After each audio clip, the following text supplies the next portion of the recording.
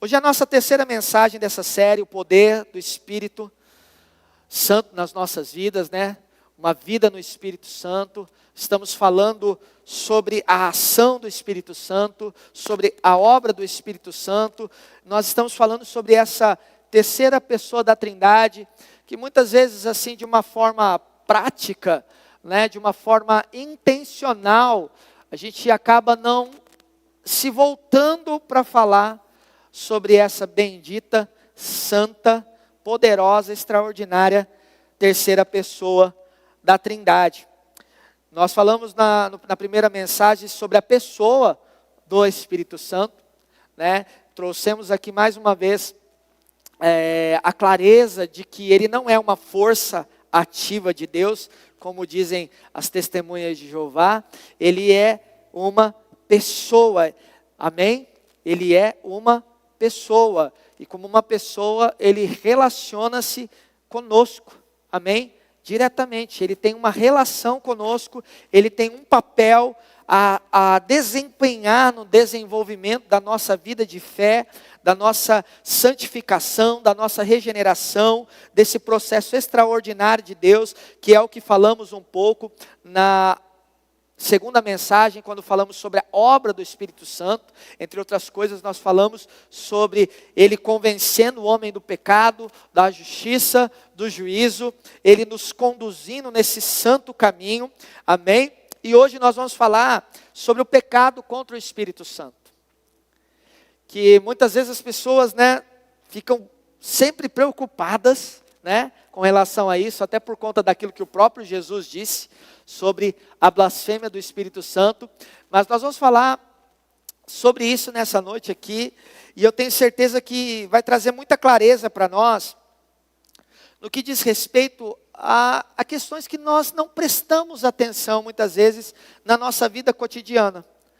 Às vezes a gente pode entrar num cristianismo automático e não perceber quando nós nos desviamos da rota, quando nós erramos o alvo. A palavra de Deus nos fala sobre pecado, e às vezes a gente fica com aquela ideia de pecado só daquelas coisas aparentes, visíveis, daquelas coisas que estão bem óbvias, né, diante dos olhos de todos. Mas pecado é errar o alvo. E às vezes a gente pode pecar de uma maneira a nem perceber. Quantos já viram nos Jogos Olímpicos, por exemplo, né, aquela modalidade que é o arco, né, o tiro, né, ao alvo ali no arco, e você percebe que a pontuação máxima é o centro daquele alvo. Mas o quão difícil é acertar o centro daquele alvo, né? As pessoas ali, né, e aí sempre fica muito próximo, né, daquele centro.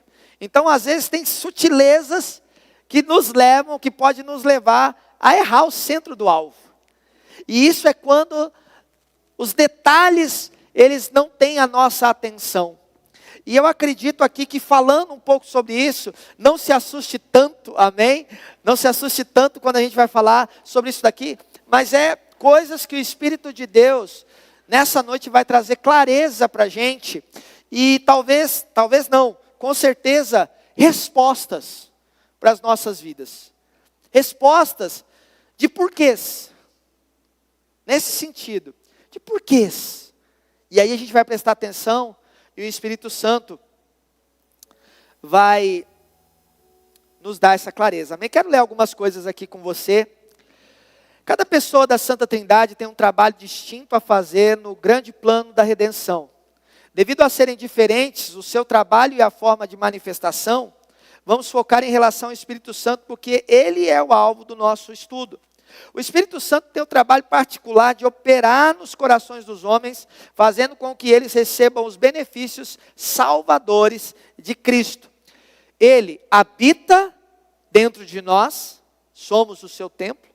Ele está presente, trazendo vida, discernimento e proteção para a igreja do Senhor. Ele concede dons aos salvos. Ele também condena o não salvo e luta contra os pecadores. Então existe uma relação especial diferenciada entre nós e o Espírito com relação às demais pessoas da Santa Trindade. Como falei aqui, o Espírito é uma pessoa que vive dentro de nós e tem uma obra de aperfeiçoamento e santificação em nossa vida. Qualquer pecado contra ele tem implicações muito sérias contra a nossa própria vida. E a Bíblia menciona diretamente 5 pecados que são cometidos contra a pessoa do Espírito Santo. Eu quero que você nessa hora, feche seus olhos um momento, e aí você vai repetir comigo essa oração. Espírito Santo, nessa noite, pela tua palavra, eu quero enxergar o que eu ainda não vi. Eu quero ouvir o que eu ainda não ouvi. Eu quero discernir o que eu ainda não discerni, para que a minha vida seja totalmente alinhada ao teu plano, ao teu propósito. Amém?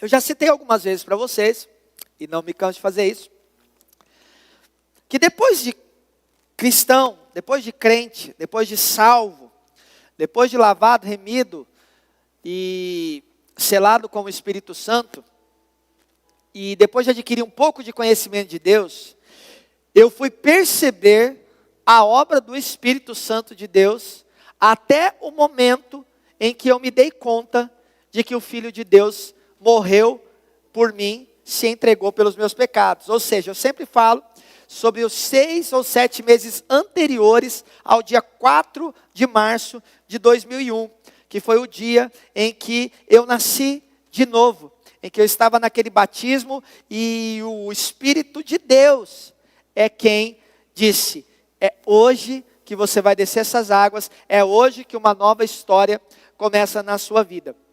Então eu passei a perceber e a entender que todo aquele processo pré-conversão, todo aquele convencimento que eu fui tendo por parte do Espírito Santo e esclarecimento na minha mente, enquanto eu estava andando na rua sozinho, enquanto eu estava com os amigos, enquanto eu estava nas noites, enquanto eu estava em qualquer lugar, eu fui entender esse agir e esse trabalhar do Espírito Santo.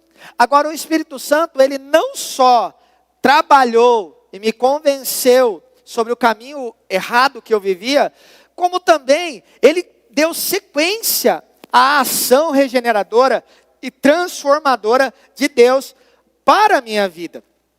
Ele continuou e continua a me conduzir, a me guiar, porque eu sou filho de Deus. Quantos filhos de Deus nós temos aqui? Aleluia. Eu e você como filhos de Deus, Romanos capítulo 8 diz que se nós somos filhos de Deus, então somos guiados pelo Espírito de Deus. Você é filho de Deus? Então você deve continuamente se entregar ao guiar do Espírito Santo. Nós tropeçamos, irmãos, quando nós deixamos de nos atentar para aquilo que o Espírito Santo está falando. Nós tropeçamos quando nós deixamos de dar atenção para a voz do Espírito de Deus, que fala continuamente conosco. E como que isso começa? Isso começa de forma sutil.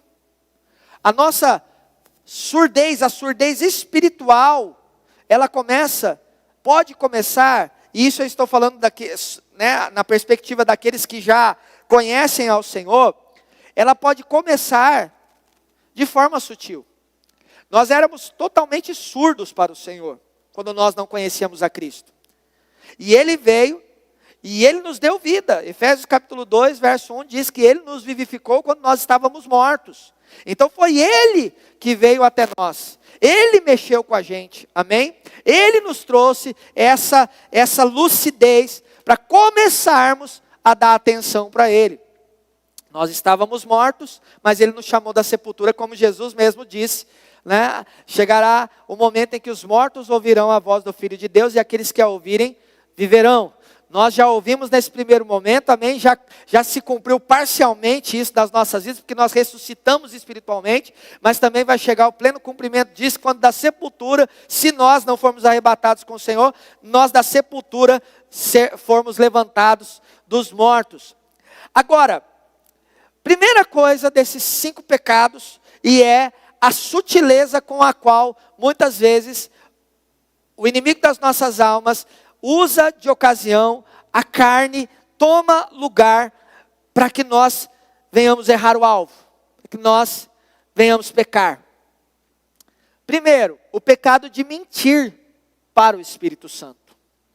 Abra sua Bíblia em Atos 5, verso 3, enquanto você deixa ela aberta aqui. Eu vou ler 2 versículos introdutórios também aqui. A Escritura diz que o Espírito que Ele fez habitar em nós tem fortes ou intensos ciúmes. Tiago 4, verso 5. E Marcos 3, 29 e 30 diz: eu lhes asseguro que todos os pecados e blasfêmias dos homens lhes serão perdoados. Mas quem blasfemar contra o Espírito Santo, nunca terão perdão. É culpado de pecado eterno. Dito isso, Atos capítulo 5, versículo 3. Então perguntou Pedro: Ananias, como você permitiu que Satanás enchesse o seu coração ao ponto de você mentir ao Espírito Santo e guardar para si uma parte do dinheiro que recebeu pela propriedade? Então ali, né, nós temos um pouquinho antes do capítulo 5 ali, o finalzinho do capítulo 4, a palavra de Deus fala sobre Barnabé, que significava filho da consolação. Ele recebeu uma herança. E qual que era o contexto do que estava acontecendo naqueles dias? A intensidade do impacto da conversão naqueles cristãos, naqueles primeiros irmãos, naqueles primeiros convertidos ao Evangelho, era tão forte, tão impactante. O que Deus estava fazendo ali era tão intenso, tão poderoso. As coisas que os apóstolos estavam ensinando, o texto vai dizer que eles estavam em unidade acerca de algumas coisas, entre elas a comunhão, o partir do pão, as orações e o ensino, a doutrina dos apóstolos. Eles não tinham nada, nenhuma coisa deles era particular, mas tudo eles tinham em comum. E eles auxiliavam uns aos outros. Diz que não havia necessitado algum, porque eles repartiam. E aí entra quando fala: Barnabé, possuindo uma herdade, vendeu-a e trouxe o dinheiro aos pés dos apóstolos. Então esse era o contexto. Havia ali uma graça poderosa e sobrenatural. Havia ali um agir de Deus intenso. E por que eles estavam também fazendo isso? Para eles ali, a vinda do Senhor era iminente. Na cabeça deles ali, daqueles primeiros crentes, Jesus poderia poderia voltar a qualquer momento. É assim que nós devemos viver, irmãos. Nós devemos viver na perspectiva de que Jesus pode voltar a qualquer momento. Ah, pastor, mas não cumpriu isso. Não, querido. Lá também não tinha cumprido um monte de coisa. Paulo, depois, escrevendo aos Tessalonicenses, até vem trazer uma clareza para eles, porque eles estão ansiosos sobre aquilo. Mas a questão não é se Jesus vai voltar daqui a 10, daqui 50, daqui 100 anos. A questão é que eu devo viver como se ele voltasse hoje, a qualquer momento, amém? Para que eu não seja pego de surpresa. Isso o próprio Jesus disse, e os apóstolos, os escritores neotestamentários disseram, para que a vinda do Senhor não nos surpreenda, não seja uma surpresa para nós, mas que estejamos o quê? Continuamente preparados para isso. E ali naquele contexto, por conta disso, eles estavam vivendo um nível de desapego muito forte, muito intenso, muito grande. E aí Ananias e Safira também, no meio daquilo ali, eles chegam naquele ambiente e veem todas aquelas coisas acontecendo, como dizendo assim: bom, Essas coisas estão acontecendo. O que vão pensar de nós se nós não transmitirmos que nós estamos caminhando nessa mesma profundidade? O que vão pensar de nós se nós não agirmos à altura daquilo? Olha só o que Barnabé fez. Alguns pregadores até usam essa expressão. Barnabé subiu o sarrafo. Ele elevou o nível de justiça. E o próprio Jesus disse: se a vossa justiça não exceder a dos escribas e fariseus, de modo algum entrareis no reino dos céus. Então qual que é a grande coisa aqui? Deixa eu ler algumas coisas para vocês aqui. O pecado que eles cometeram não foi devido a segurarem parte do dinheiro, mas a pretensão de dizerem que haviam dado tudo, de forma que recebessem honra por um sacrifício que não fizeram. Essa foi a questão. Eles quiseram transmitir uma aparência de algo que não era real. Mas com essa atitude que eles tomaram, eles não estavam mentindo aos homens. O apóstolo Pedro vai dizer assim: você não está mentindo para os homens. Ele diz assim: porque você mentiu para o Espírito Santo. E o que é interessante quando a gente olha esse texto, eu quero voltar um pouquinho aqui e chamar a sua atenção, porque quando Pedro começa a falar para Ananias, ele diz assim: como você permitiu que Satanás enchesse o seu coração? Queridos, a estratégia do diabo, ela não mudou, e o tipo de legalidade que o homem dá também não mudou. É o homem quem dá espaço para as mentiras de Satanás. É o homem quem dá espaço para os enganos do diabo. Deus havia determinado algo muito firme, muito sério para Eva e para Adão no jardim. Deus havia falado para eles, Deus não escondeu nada, Deus nunca mentiu para eles. E a sugestão de Satanás era que Deus estava mentindo, que Deus estava omitindo, que Deus estava encobrindo algo melhor deles. Queridos, quando nós nos deixamos inclinar para essa voz do diabo, para essa voz do mundo, para essa voz do maligno, é isso que vai acontecendo. A surdez espiritual começa, a falta de discernimento espiritual começa, e com eles o temor vai sendo apagado. E de repente, tudo está relativizado. E aí entra aquele demônio que chama nada a ver, e acompanhado do não tem problema. E assim, pouco a pouco, nós deixamos de observar princípios que Deus estabeleceu para nos proteger. Então, quando o Espírito Santo começa a falar conosco, não. Não é a melhor decisão. Ei. Não. Você precisa liberar o seu coração. Não, você precisa perdoar. E aí, a natureza humana caída começa a não dar atenção, a não dar lado, a não dar voz para aquilo que o Espírito Santo está falando. E o que vai acontecendo? Vai enchendo de uma mentalidade que não é a mentalidade da palavra. É a mentalidade da carne, que é fortalecida por essa voz maligna do mundo. João escreveu dizendo: não ameis o mundo e nem o que há no mundo.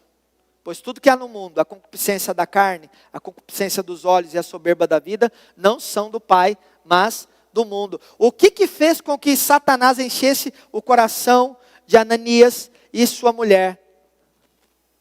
A cobiça por esse mundo. A hipocrisia, a avareza, a ganância e o apego os levaram a mentir. E isso é muito sério. Porque todos nós conhecemos essa passagem. Ele chega e mente. E o Espírito Santo dá discernimento para Pedro. E uma oportunidade dele se arrepender, mas não, ele insiste na mentira. E o que acontece? Ele cai morto. E vem a sua mulher logo depois de um tempo. E aí ele diz, me diz, foi portanto que vendeu aquela herdade? Que passou aquela herdade? Sim, portanto. Aí ele diz, vocês conspiraram contra o Espírito Santo. Vocês conspiraram contra ele. Ele é Deus, irmãos. Ele é onipresente, onisciente, onipotente, autoexistente, eterno. Ele sabe de tudo.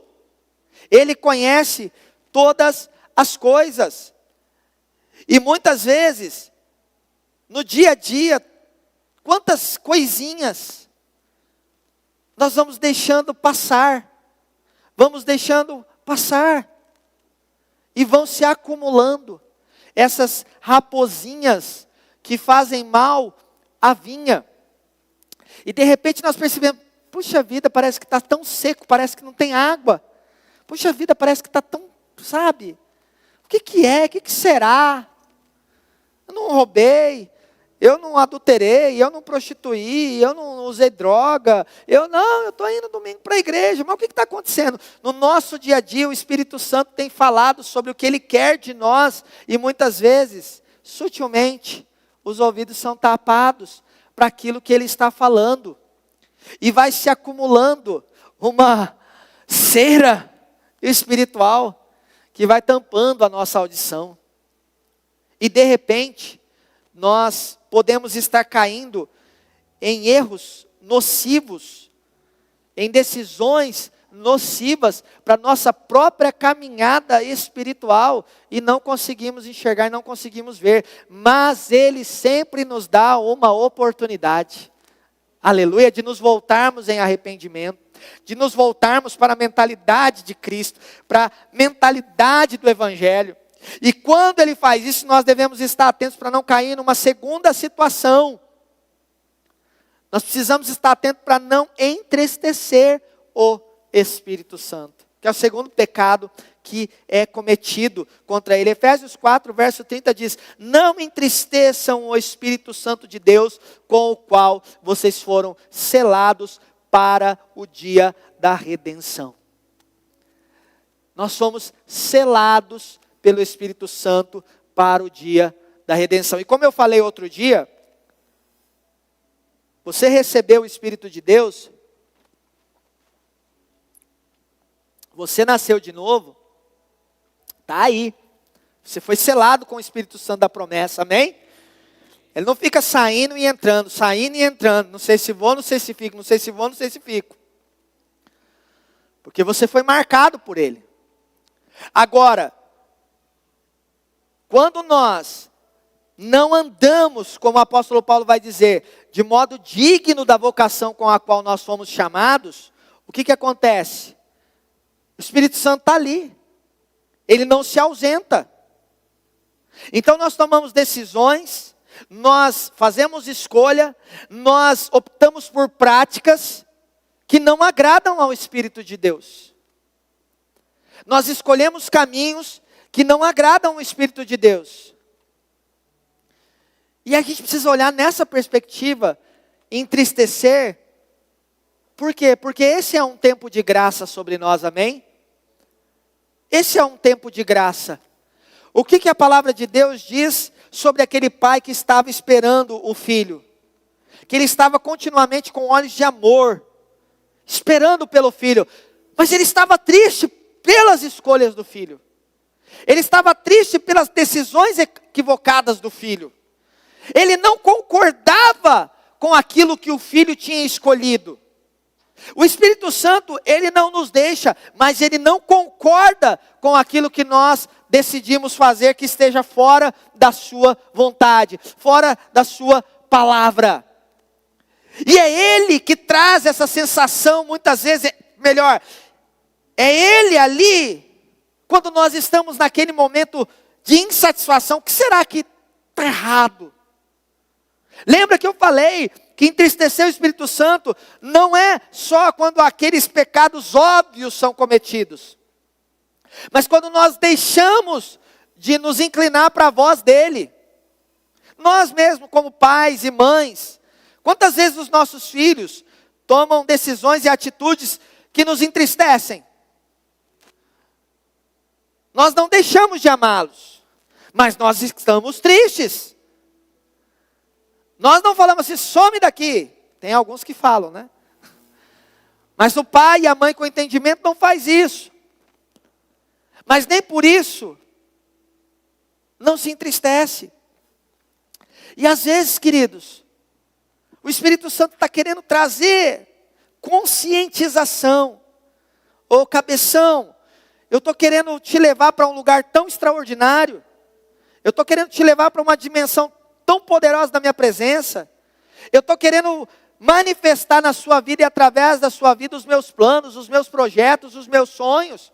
Mas você fica cabeça dura, teimando.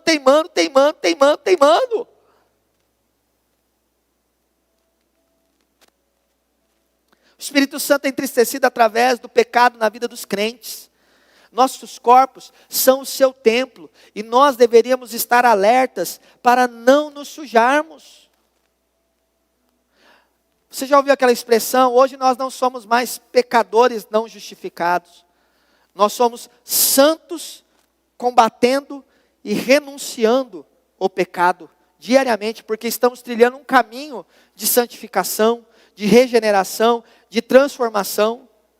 Agora, continuamente, o Espírito de Deus vem e fala conosco, todo momento, nas decisões cruciais que estão diante das nossas vidas, as ofertas, os manjares que esse mundo apresenta, o Espírito Santo está dizendo ali, ei, o caminho é esse aqui, é nessa direção que você deve seguir, é por aqui que você deve seguir, não é isso que eu tenho para você, não é para isso que eu te chamei, não é para isso que eu estou aqui habitando em você. Jesus disse que Ele viria para nos guiar em toda a verdade.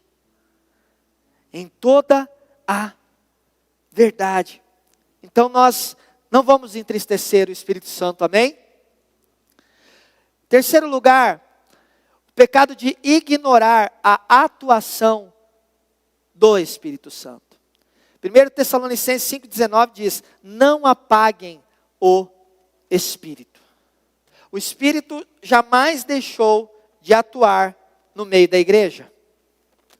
Ele jamais deixou de agir no meio do povo de Deus. E muitas vezes, de forma pessoal, de forma individual, as pessoas apagam o Espírito. E como que isso começa? Quando você começa a negligenciar a sua vida de oração, quando você começa a negligenciar a sua vida de busca do conhecimento da palavra de Deus. A palavra de Deus é viva, ela não é uma revista ou um jornal que você lê.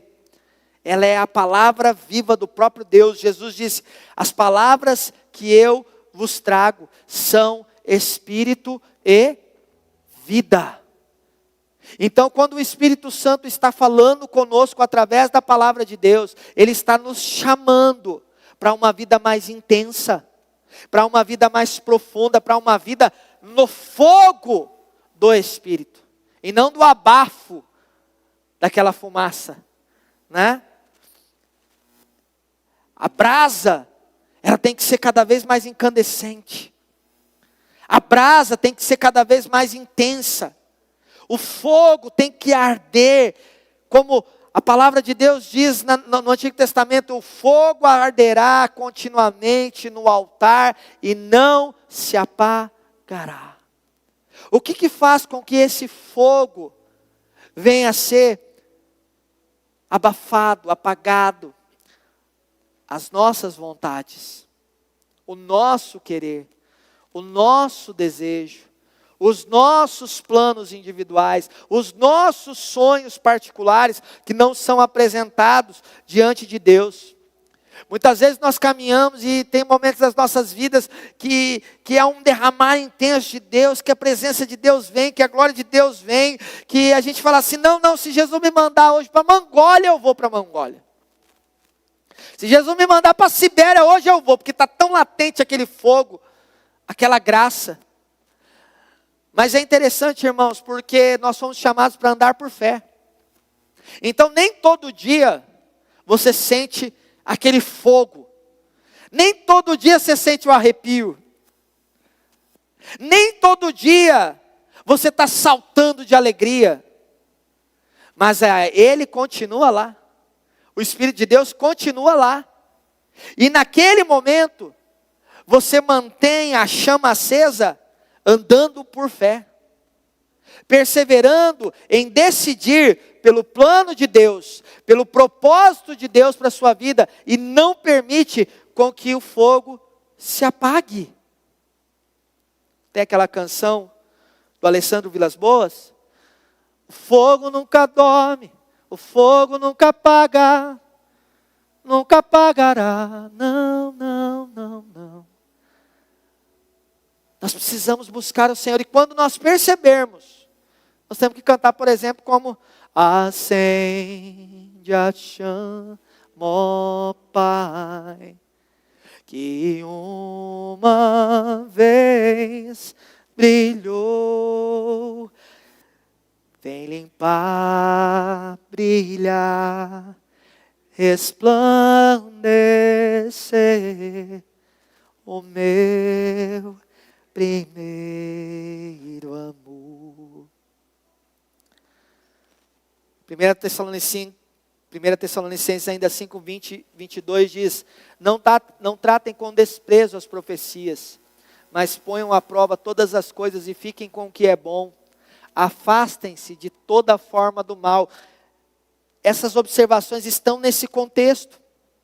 Paulo primeiro vai dizer: orai em todo o tempo.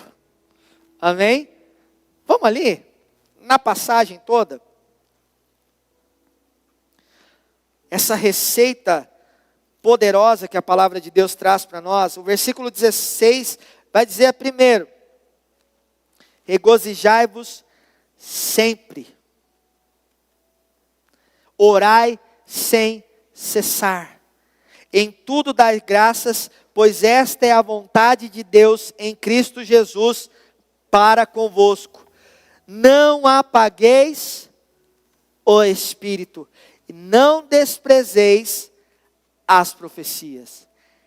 Examinai tudo, retende o bem, retende o que é bom. E deixa eu falar algo muito importante para você aqui.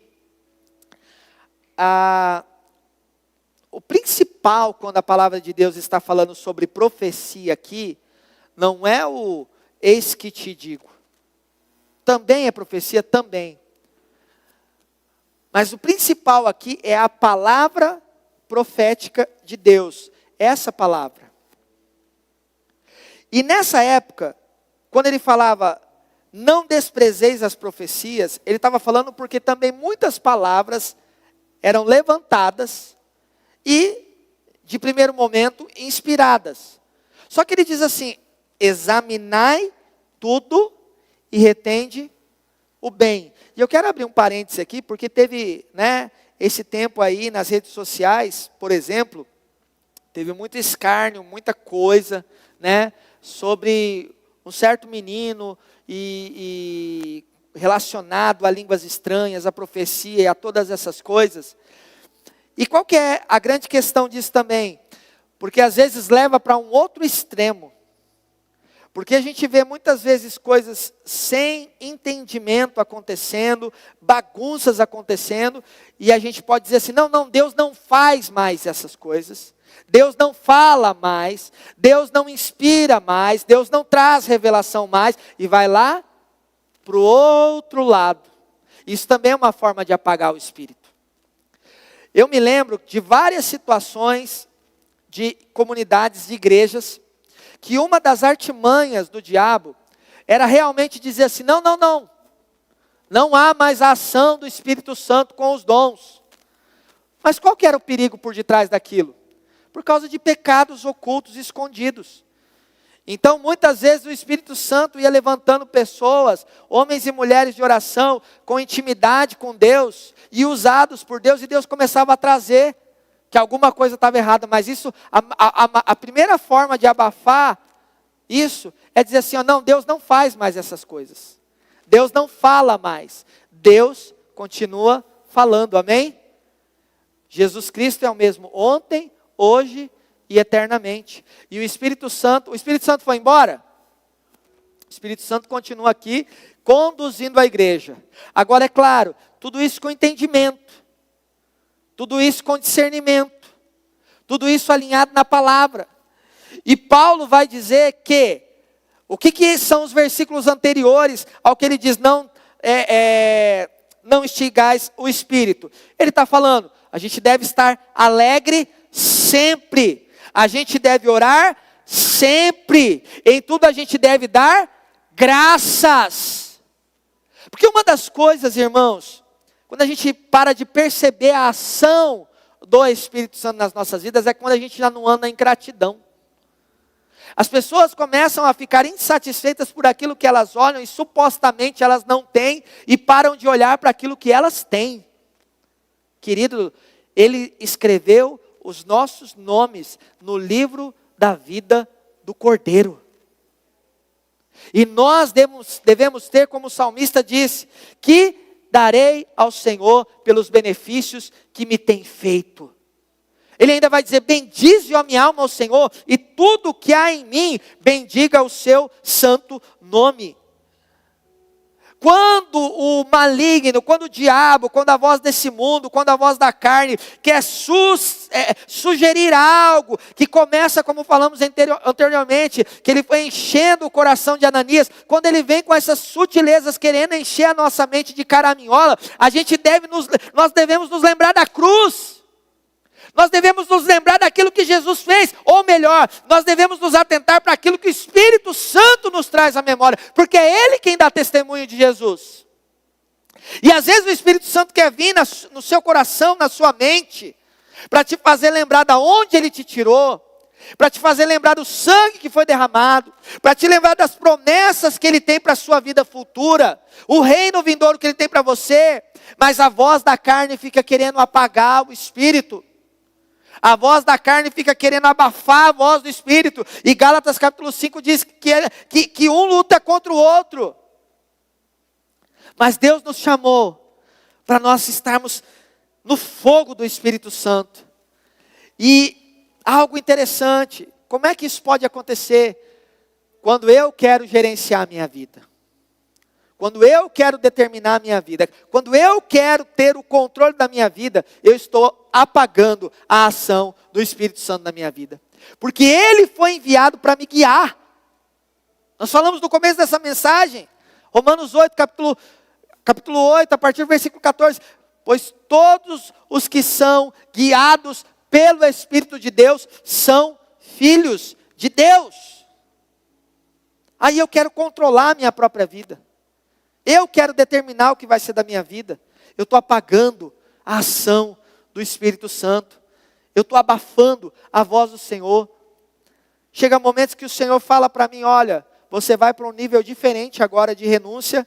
Você vai para um nível diferente agora, uma decisão diferente, que vai te levar a níveis e lugares mais profundos.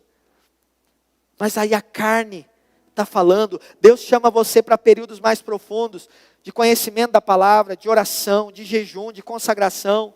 Deus te chama para você se aplicar para o plano dele, dentro do contexto da sua igreja local, no corpo de Cristo, para você se dedicar ao Senhor, mas continuamente a voz do Espírito fica sendo o quê? Apagada. E como as pessoas estão apagando a voz do Espírito também nos dias de hoje? Eu não tenho tempo. Não dá. Não posso. Não dá. Hoje que se mais ouve não dá. Não posso. Mas nós falamos que a nossa vida é dele. Nós falamos que o nosso coração é dele.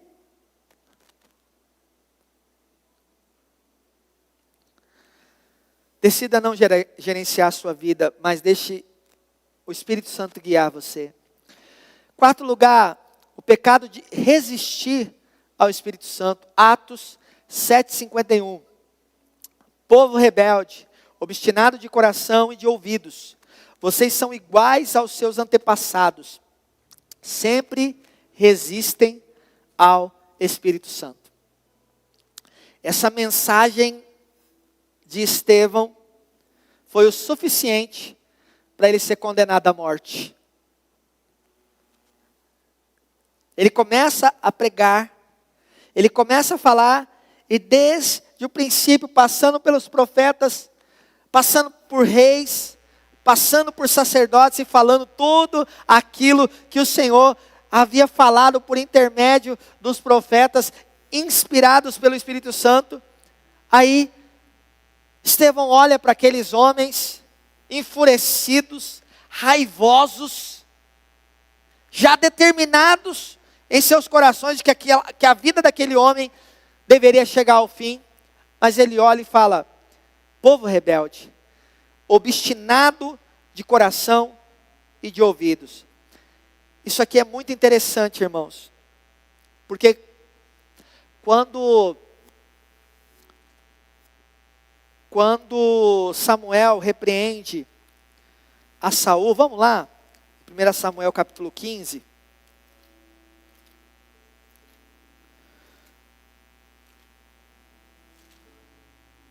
Quando Samuel repreende a Saul, você talvez já conheça essa passagem, mas é interessante a gente prestar atenção aqui.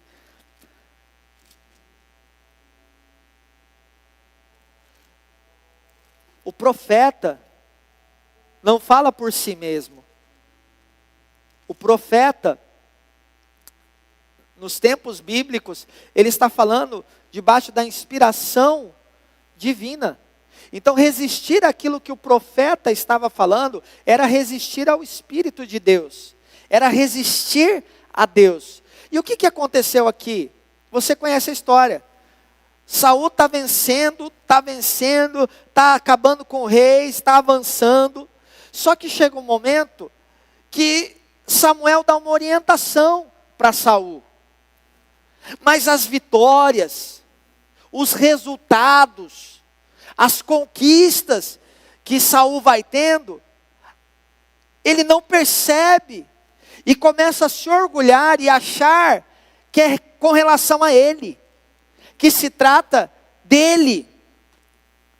Amados, porque dele, por ele e para ele são todas as coisas.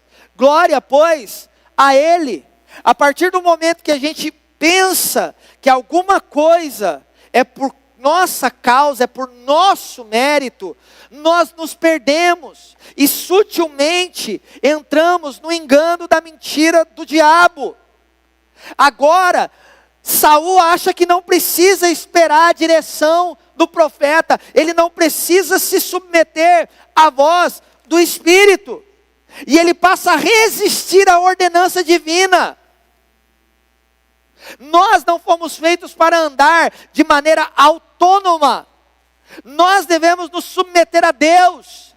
Nós devemos nos submeter ao Espírito Santo. A partir do momento em que nós não nos submetemos ao Espírito Santo, que nós começamos com os nossos achismos, nós entramos em uma obstinação. E o que é obstinação? É aquilo que você desejou, você não consegue mais ver outra coisa. Você não consegue mais tirar os seus olhos daquilo, está obstinado. E está agora disposto a passar por cima de qualquer coisa para ter aquilo.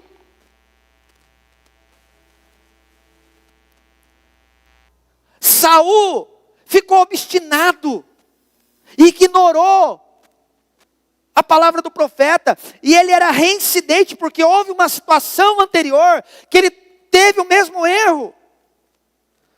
Mas aquilo o levou para a obstinação. E o versículo 22 de 1 Samuel 15 diz: porém Samuel respondeu: tem o Senhor tanto prazer em holocaustos e sacrifícios, como em que se obedeça a sua palavra? Obedecer é melhor do que sacrificar, e atender melhor é do que a gordura de carneiros, pois a rebelião é como o pecado de feitiçaria, e a obstinação como a iniquidade de idolatria. Porquanto rejeitaste a palavra do Senhor, Ele também te rejeitou, para que não sejas rei. Então ele obstinado, queria o quê? A honra do povo. Porque quando ele é repreendido por Samuel, o que ele fala? Pequei contra o Senhor, violei o mandamento de Deus. Mas Samuel, faz o seguinte, vem comigo, honra-me diante do povo. Não deixa eu ir diante do povo, por quê? Porque o coração dele estava obstinado no poder. O coração dele estava obstinado na posição. E ele se perde. Olha a diferença com Davi. Nós falamos, outro dia. Davi, quando no Salmo 51 está falando ali sobre a questão da queda dele. Quando ele começa no caminho do arrependimento, o que ele pede não é: Senhor, não tira de mim o reino, não tira de mim o prestígio, não tira de mim as vitórias. Não, ele fala: não retire de mim o teu Espírito Santo. Não retire de mim o teu Espírito Santo. E quando ele está obstinado, ele viveu a obstinação também. Só que o coração dele estava quebrantado. Quando Natan chega e repreende ele, naquele primeiro momento ele está ali. E aí, a palavra do profeta é direta para ele: não, você, esse camarada, ele cai humilhado. E ele não está pedindo o favor do profeta, ele não está pedindo prestígio de nada, diferente de Saul. O que ele não quer perder é a presença de Deus. Então, irmãos, nós precisamos. Hebreus, capítulo 4, se eu não me engano.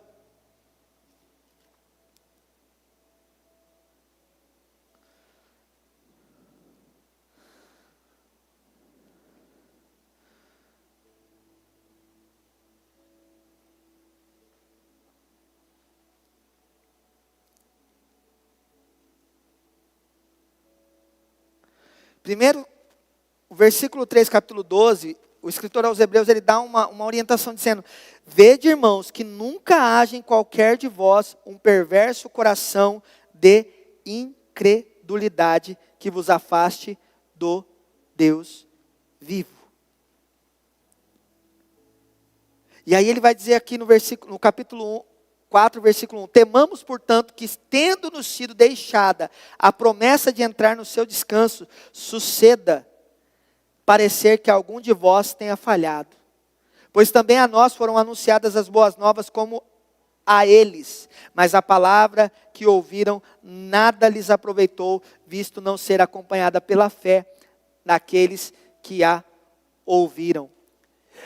O capítulo 3 aqui, o capítulo 4 aqui nessas partes, está falando exatamente sobre endurecer o coração. O versículo 7 e 8 do capítulo 3 diz: hoje se ouvirdes a sua voz, não endureçais os vossos corações, como no dia da tentação do deserto. O Espírito Santo vem e fala com você: não endureça o seu coração. Submeta-se ao Senhor. Submeta por quê? Porque Ele tem planos de paz e não de mal, porque eu é que sei os pensamentos que tenho sobre vós, diz o Senhor, pensamentos de paz e não de mal, para vos dar uma esperança e um futuro. A orientação do Senhor pelo seu Espírito para nós é para a vida, e vida em abundância. Aleluia! E para nós encerrarmos aqui,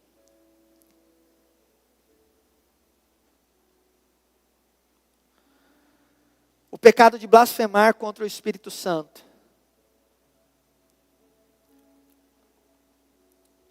O que é este pecado? Aliado aos assuntos relacionados aos dons espirituais, talvez não tenhamos outro assunto tão mal interpretado do que este. Em Mateus 12, 22 a 32, nós temos a história de algumas pessoas religiosas que cometeram o pecado imperdoável. Fazendo isso, eles blasfemaram contra o Espírito Santo, sendo que Cristo trabalhava pelo seu poder.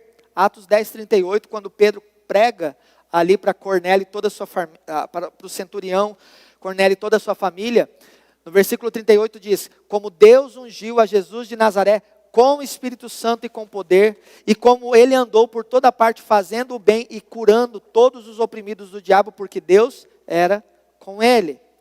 Nosso Senhor proclama esse pecado como imperdoável. A blasfêmia contra o Espírito Santo, ela pode ser realizada tanto pelo salvo quanto pelo perdido.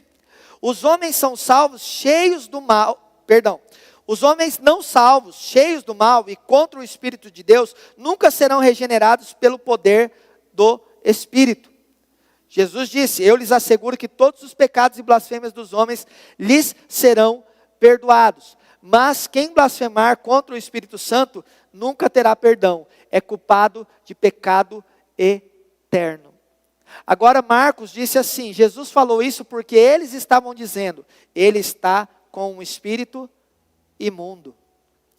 Então, às vezes as pessoas ficam até com esse receio e a gente orienta, né? Até acalma elas, né? Não, fica tranquila, porque o Espírito de Deus está em você. O que aqueles religiosos fizeram? Eles sabiam a verdade. Eles sabiam que Jesus não estava expulsando demônios pelo poder dos demônios. Eles sabiam que Jesus era verdadeiramente um profeta, e mais do que um profeta, que ele agia pelo poder de Deus. Mas a ganância, o orgulho, o amor por suas próprias vidas, o amor pelas posições que eles ocupavam, lhes cegaram o entendimento. E deliberadamente, eles atribuíram a uma obra pura e genuína do Espírito Santo de Deus como uma obra realizada por Satanás. Eles chamaram de maldito o Santo Espírito de Deus.